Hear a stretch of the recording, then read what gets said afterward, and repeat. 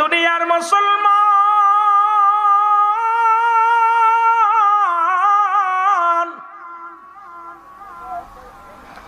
অমুসলিম রায় পেয়ে অত্যন্ত খুশি হয়ে গেলেন। বলে মুসলমানদের রায় ঠিক আছে, ন্যায় পরায়ণ, সত্যের সন্ধানে মুসলমান নীতির উপর অটল।